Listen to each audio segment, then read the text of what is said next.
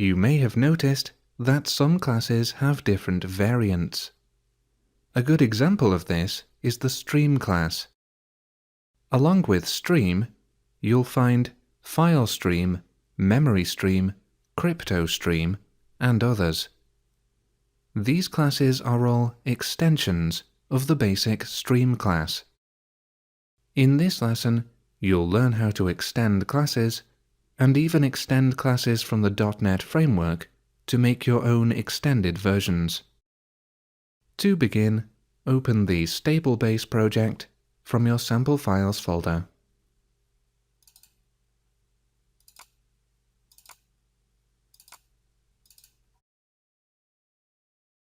And view horses.aspx in your web browser.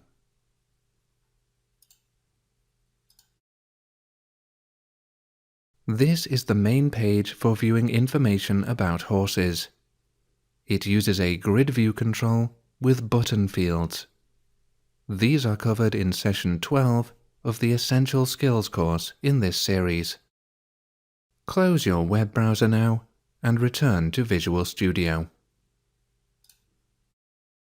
Now open the code behind file of horses.aspx and examine the line near the top of the page that says public partial class horses : system.web.ui.page. This code tells C# that the horses class extends the system.web.ui.page class. All ASP.NET code behind files extend the system.web.ui.page class in this way. This code is automatically included in all code behind files.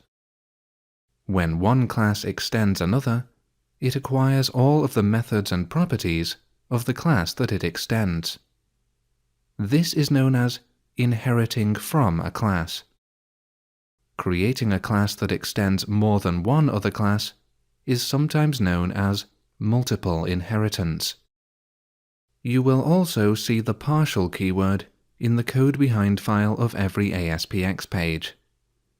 The partial keyword indicates that the class has additional code in another file. You see this in code behind files because they also include code that is defined in the linked ASPX page. For example, any controls on the page are considered to be part of the same class. You can also use the partial keyword to spread your own classes across multiple files. This isn't usually a good idea, as it makes it harder to keep track of where the code is stored. While I've only rarely done this in real-world projects, I have had to create classes containing enormous amounts of code.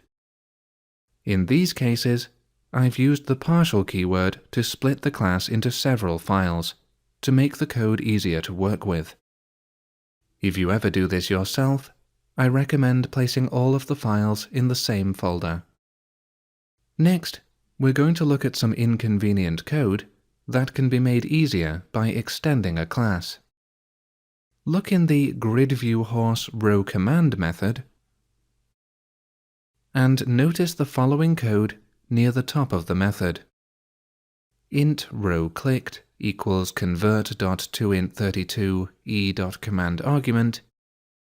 Int horseID equals convert.toInt32 gridViewHorse.dataKeys rowClicked.value.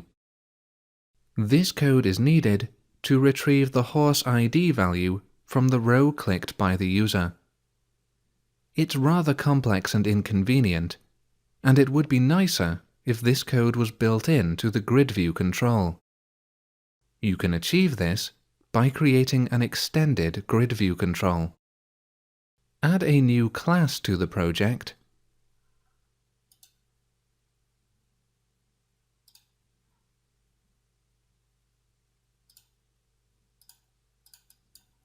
and name it extendedgridview.cs. Add the following using line to the top of the new class using system.web.ui.webControls and change the line that begins the class to public class extended grid view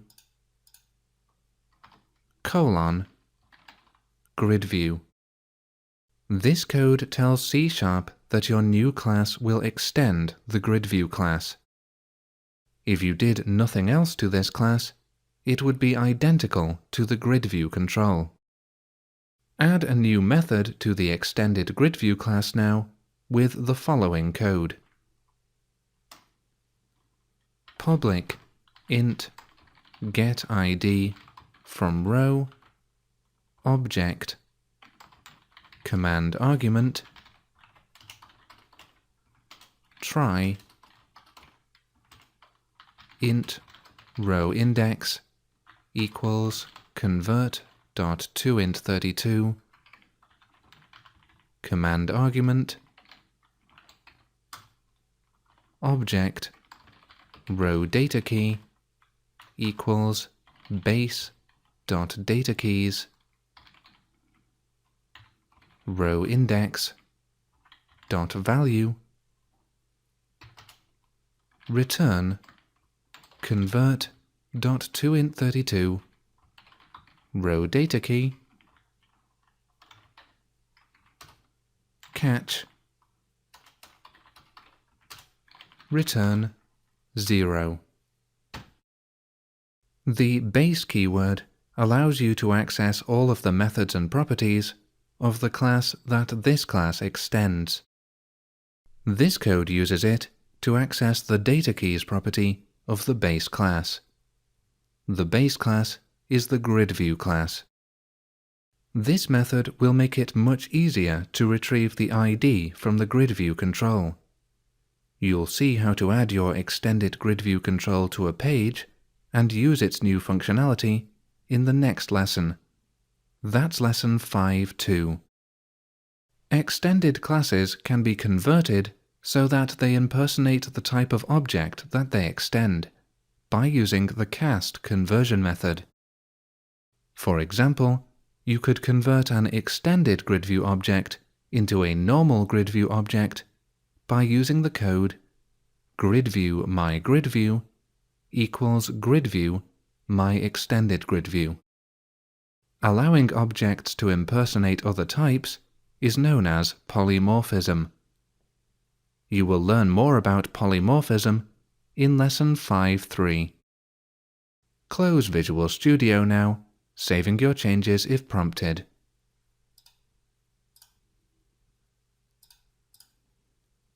You've now completed lesson 5.1. Extend a class.